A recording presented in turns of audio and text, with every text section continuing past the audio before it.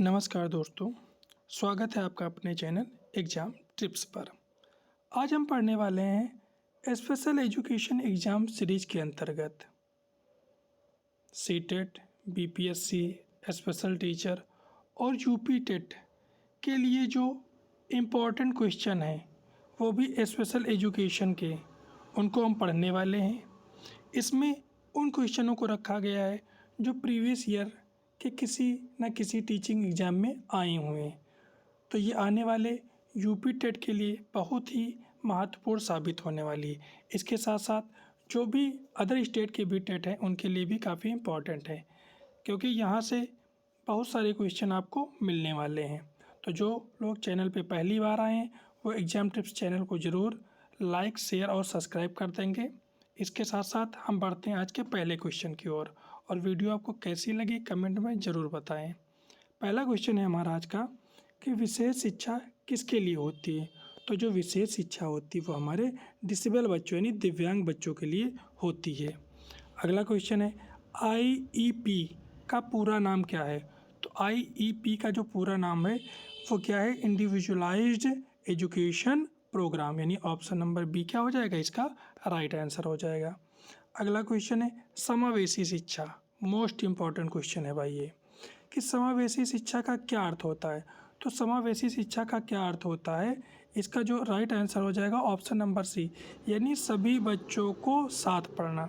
सभी बच्चों का यहाँ तात्पर्य है यानी जो स्पेशल चाइल्ड होता है वो और प्लस का जो नॉर्मल चाइल्ड होता है वो, यानी दोनों को साथ में जो शिक्षा दी जाती है जिसके अंतर्गत वही क्या कहलाती है, समावेशी शिक्षा कहलाती है। अगला क्वेश्चन है ब्रेल लिपि किसके लिए है। तो जो ब्रेल लिपि होती है वो हमारे जो है दृष्टिबाधित बच्चों के लिए, यानी जो वीआई वाले बच्चे होते हैं, विजुअल इम्पेयरमेंट वाले, उन बच्चों के लिए ब्रेल लिपि के माध्यम से शिक्षा दी जाती है। अगला क्वेश्चन है ब्रेल लिपि के आविष्कारक कौन थे। तो जो ब्रेल लिपि के आविष्कारक थे वो थे लुइस ब्रेल। अगला क्वेश्चन है हियरिंग इम्पेयरमेंट संबंधित है। तो जो हियरिंग इम्पेयरमेंट होता है वो कान से संबंधित होता है, क्योंकि हियरिंग इम्पेयरमेंट मतलब होता है श्रवण बाधिता से संबंधित होता है। अगला क्वेश्चन है साइन लैंग्वेज का प्रयोग कौन करता है। तो जो साइन लैंग्वेज होता है वो हमारे श्रवण बाधित बच्चे या श्रवण बाधित यानी हियरिंग इम्पेयरमेंट से संबंधित व्यक्ति करते हैं। अगला है डिसलेक्सिया किससे संबंधित है। तो जो डिसलेक्सिया होता है वो पढ़ने से संबंधित होता है। ये सीटेट और टेट का मोस्ट फेवरेट क्वेश्चन है। डिसलेक्सिया हो गया, डिसकैलकुलिया हो गया, जिसके बारे में हम आगे पढ़ेंगे। ये पूछे जरूर जाते हैं। जिन लोगों ने सीटेट या टेट दिया होगा वो इस क्वेश्चन से ज़रूर वाकिफ़ होंगे। क्वेश्चन नंबर अगला है डिस्ग्राफिया किससे जुड़ा है। तो जो डिस्ग्राफिया है वो लिखने से संबंधित है। किससे संबंधित है, लिखने से। अगला है डिसकैलकुलिया किससे संबंधित है। तो ये जो डिसकैलकुलिया ये गणना से संबंधित है, यानी ऑप्शन नंबर 20 का राइट आंसर हो जाएगा। अगला क्वेश्चन है ऑटिज्म मुख्यतः प्रभावित करता है। तो ये सामाजिक व संचार कौशल को क्या करता है, प्रभावित करता है। अगला क्वेश्चन है ADHD का पूर्ण रूप क्या है। तो इसका जो पूर्ण रूप होता है attention deficit hyper activity disorder, इसका क्या होता है, फुल फॉर्म होता है। अगला है मेंटल रिटार्डेशन का नया नाम क्या है। तो इसका जो नया नाम हो वो इंटेलेक्चुअल डिसेबिलिटी, जिसे ID के नाम से जाना जाता है। अगला क्वेश्चन है IQ 70 से कम होने पर कहलाता है। तो वो क्या कहलाता है, बौद्धिक अक्षमता कहलाता है। अगला क्वेश्चन है भाई सेरिब्रल पॉलिसी प्रभावित करता है। तो किसको प्रभावित करता है, मांसपेशियों का नियंत्रण। अगला क्वेश्चन है लो विजन का क्या अर्थ है। तो लो विजन का जो अर्थ होता है वो आंशिक दृष्टि होता है। अगला क्वेश्चन होता है मल्टीपल डिसेबिलिटी का अर्थ। तो जो मल्टीपल डिसेबिलिटी का अर्थ होता है वो होता है 2 या 2 से अधिक विकलांगता, यानी अगर किसी में एक या उससे अधिक विकलांगताएं हैं, यानी एक से अधिक विकलांगताएं हैं तो उसे मल्टीपल डिसेबिलिटीज़ के नाम से जाना जाता है। अगला है स्पेशल एजुकेटर का मुख्य कार्य। तो वो जो मुख्य कार्य होता है उसका व्यक्तिगत यानी पर्सनल एजुकेशन देना, यानी उस बच्चे को पार्टिकुलर उस पर ध्यान देकर क्या करना, शिक्षित करना। अगला क्वेश्चन है इंक्लूसिव एजुकेशन का समर्थक कौन सा अधिनियम है? तो इसका जो अधिनियम है वो क्या है? सभी, यानी आरटीई एक्ट हो, आरपीडब्ल्यू एक्ट हो या एनईपी हो। तो इसका जो राइट आंसर हो जाएगा वो हो जाएगा उपरोक्त में से सभी। अगला क्वेश्चन है आरपीडब्ल्यूडी एक्ट, काफ़ी इंपॉर्टेंट क्वेश्चन है, इसको इंपॉर्टेंट में टिक कर लेंगे। कब लागू हुआ? तो ये कब लागू हुआ था? ये 2016 में लागू हुआ था। अगला क्वेश्चन है लर्निंग डिसेबिलिटी है, तो ये क्या है? ये एक न्यूरो डेवलपमेंट है। क्या है? एक न्यूरो डेवलपमेंटल है, डिसेबिलिटी है। अगला क्वेश्चन है रिसोर्स रूम का उपयोग होता है, तो ये किस में होता है? ये विशेष सहायता के लिए होता है। किसके लिए होता है? विशेष सहायता के लिए। अगला क्वेश्चन है इंडिविजुअल अटेंशन अधिक आवश्यक है, तो किसके लिए अधिक आवश्यक है? ये विशेष बच्चों में के लिए क्या है? अधिक आवश्यक है। अगला क्वेश्चन है ब्रेल में कितने डॉट होते हैं? तो ब्रेल में जो होते हैं वो 6 डॉट होते हैं। कितने डॉट होते हैं? 6। जिन्होंने देखा होगा उनको पता होगा, यानी जो स्पेशल एजुकेटर हैं या जो डीएड या स्पेशल बीएड कर रहे हैं उन बच्चों को भी पता होगा। अगला क्वेश्चन है हियरिंग एड किसके लिए होता है? तो ये होता है श्रवण बाधित बच्चों के लिए। नेक्स्ट है ऑटिज्म स्पेक्ट्रम डिसऑर्डर में पाया जाता है, तो क्या पाया जाता है? दोहराव व्यवहार पाया जाता है। क्या पाया जाता है? दोहराव व्यवहार। इसके अतिरिक्त अगर आपने स्पेशल एजुकेशन एग्ज़ाम सीरीज़ नहीं देखी है तो उसे ज़रूर जाकर देखें। इसके साथ साथ करेंट अफेयर और अन्य जो स्पेशलाइजेशन कोर्स हैं, चाहे वो आईडीडी हो या एचआई हो या वीआई हो, सबकी अलग अलग वीडियो अपलोड कर दी गई है, तो आप उसे देख सकते हैं। खासकर वो बच्चे जो इंटरव्यू की तैयारी करते हैं या सीटेट या टेट की तैयारी करते हैं। अगला क्वेश्चन स्पीच इम्पेयरमेंट संबंधित है, तो ये संबंधित होता है किससे संबंधित होता है भाई? सॉरी, बोलने से संबंधित होता है। अगला होता है ऑर्थोपेडिक डिसेबिलिटी संबंधित है, तो ऑर्थोपेडिक जो डिसेबिलिटी होती है वह हड्डी और मांसपेशियों से क्या होती है? संबंधित होती है। अगला है गिफ्टेड चाइल्ड का आईक्यू होता है, तो जो गिफ्टेड चाइल्ड होते हैं उनका जो आईक्यू होता है वो 110 से अधिक होता है। अगला क्वेश्चन है स्पेशल एजुकेशन की नींव किस सिद्धांत पर होती है? तो व्यक्तिगत विभिन्नता के सिद्धांत पर होती है, यानी इसका ऑप्शन नंबर क्या हो जाएगा? बी राइट आंसर हो जाएगा। अगला है इंक्लूसिव स्कूल में पढ़ते हैं, कौन से बच्चे पढ़ते हैं? दोनों साथ, यानी स्पेशल और प्लस का नॉर्मल चाइल्ड दोनों साथ में पढ़ते हैं, उसे इंक्लूसिव स्कूल या समावेशी शिक्षा के अंतर्गत कहा जाता है। नेक्स्ट है असिस्टिव डिवाइस का उदाहरण है, तो जो ब्रेल स्लेट होती है वो किसका उदाहरण है? असिस्टिव डिवाइस का, यानी सहायक उपकरण भी हम कह सकते हैं। नेक्स्ट है अटेंशन डिफिक्ट का अर्थ है, तो इसका जो अर्थ होता है वो ध्यान की कमी होता है।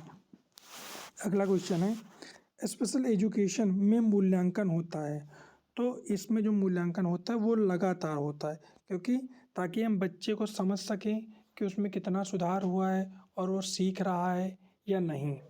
अगला क्वेश्चन हियरिंग इम्पेयर्ड बच्चों के लिए उपयुक्त होता है, तो वो साइन लैंग्वेज उपयुक्त होता है।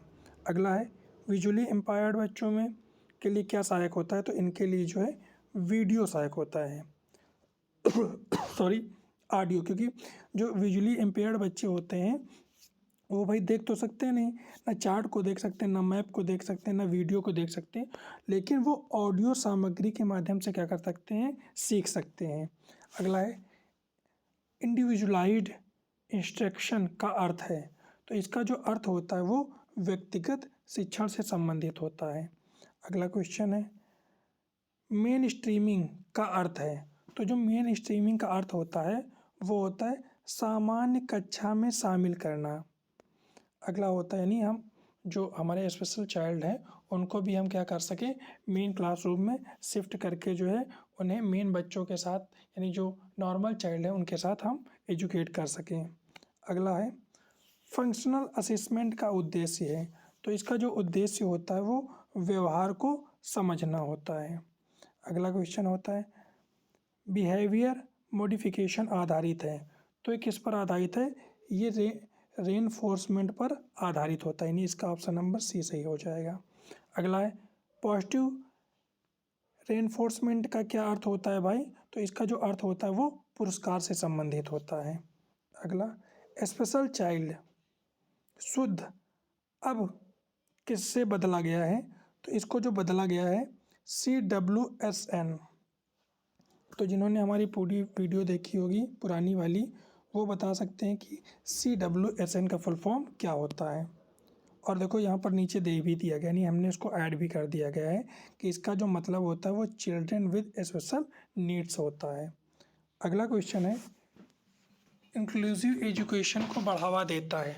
तो क्या बढ़ावा देता है भाई? जो हमारी न्यू एजुकेशन पॉलिसी 2020 है, या RTE है, या RPWD है, यानी हम कह सकते हैं ये सभी क्या होती हैं, ये इंक्लूसिव एजुकेशन को बढ़ावा देती है, यानी समावेशी शिक्षा को बढ़ावा देती हैं। अगला क्वेश्चन है मेंटल हेल्थ संबंधित है। तो भाई मेंटल यानी मस्तिष्क, तो मस्तिष्क की बात की जा रही है, तो हमारा ऑप्शन नंबर बी क्या हो जाएगा? सही हो जाएगा। अगला है हियरिंग लॉस की माप होती है। तो जो हियरिंग लॉस की जो माप होती है वो डेसिबल के द्वारा होती है। अगला विजुअल एक्यूटी संबंधित है, तो ये देखने से संबंधित है। अगला ईयरली इंटरवेंशन का अर्थ है, तो इसका जो अर्थ होता है वो प्रारंभिक सहायता से होता है।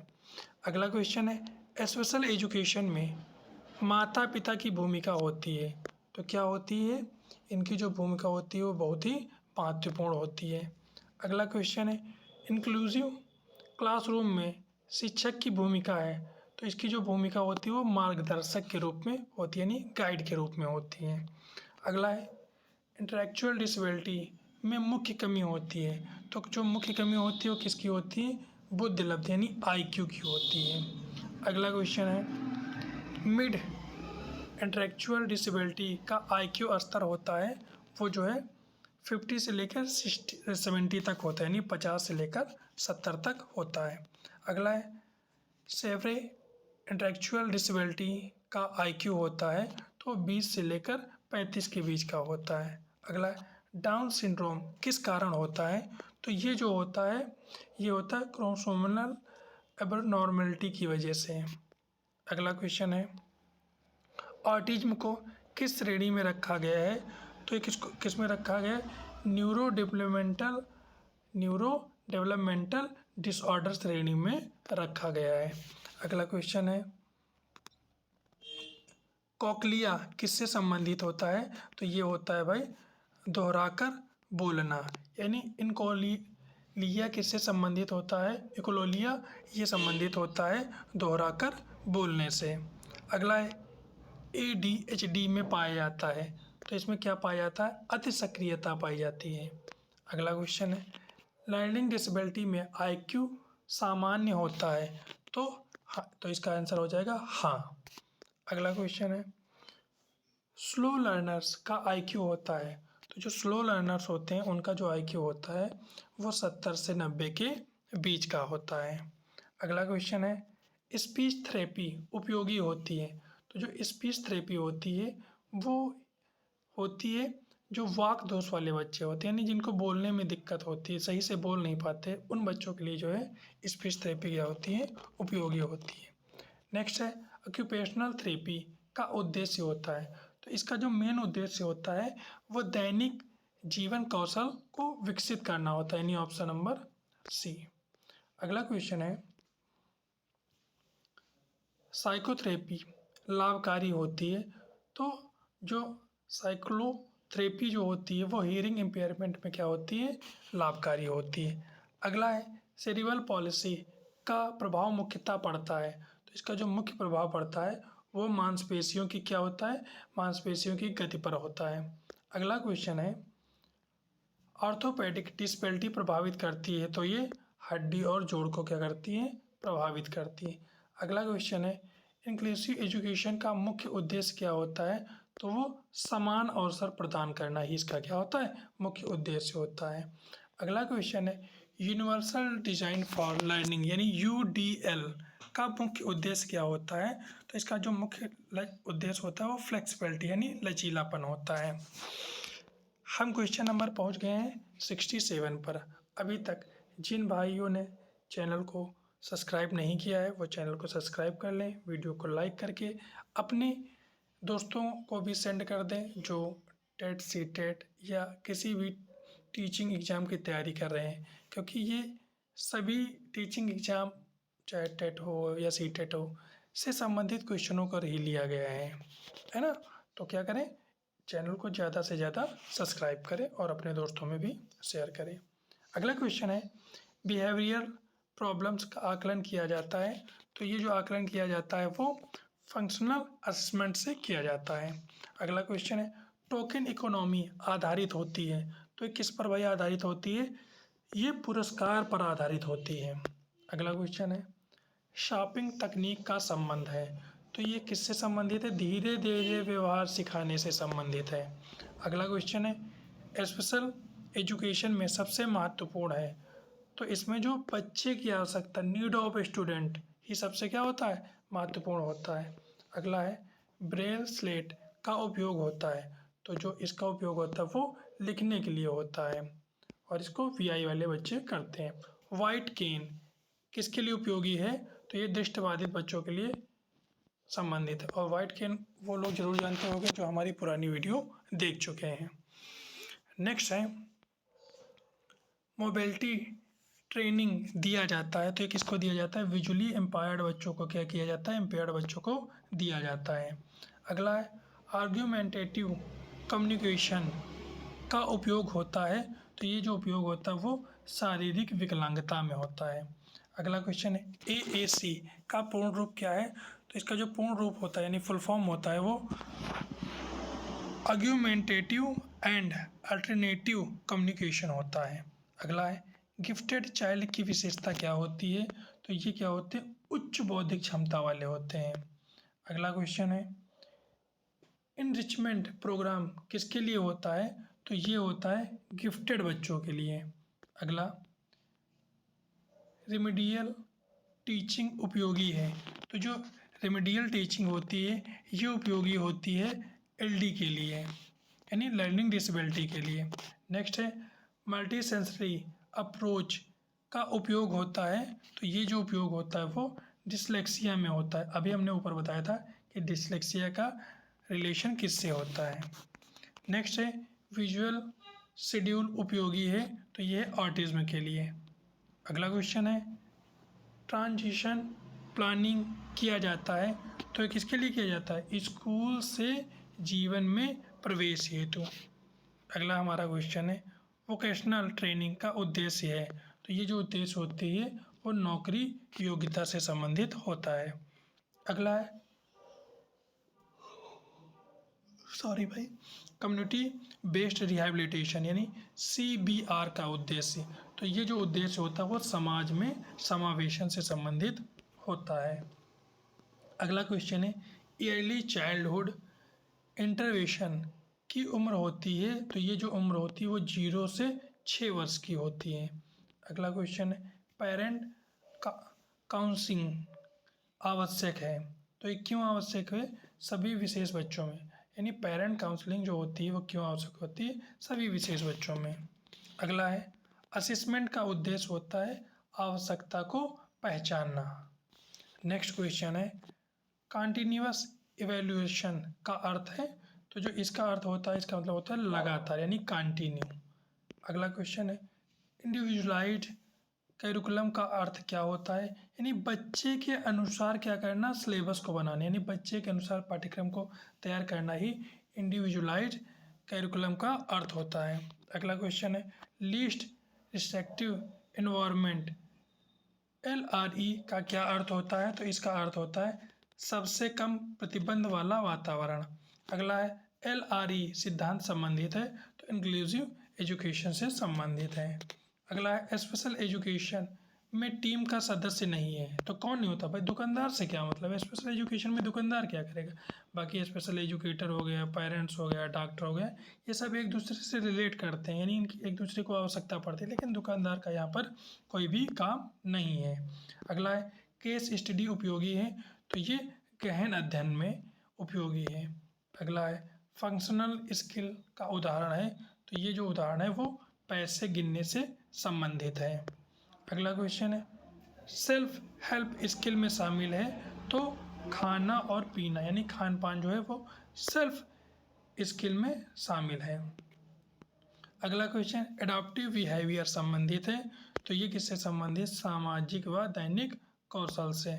अगला है स्पेशल टीचर को चाहिए, तो स्पेशल टीचर के अंतर्गत भाई धैर्य होना चाहिए, सहानुभूति होनी चाहिए, अच्छा प्रशिक्षण होना चाहिए, यानी कह सकते हैं सभी पॉजिटिव आंसर यानी ऑल ऑफ दीज। अगला है इंक्लूजन का आधार है, तो इसका जो आधार होता है वो भिन्नता को स्वीकृत करना यानी भिन्नता को स्वीकार करना। RPWD एक्ट में दिव्यांगों की संख्या कितनी दी गई है, यानी कितने प्रकार की दिव्यांगता को बताया गया है, तो 21 प्रकार की दिव्यांगताओं को बताया गया है। अगला है असिस्टिव टेक्नोलॉजी का उद्देश्य क्या है, तो इसका जो उद्देश्य होता है वो स्वतंत्रता को बढ़ाना।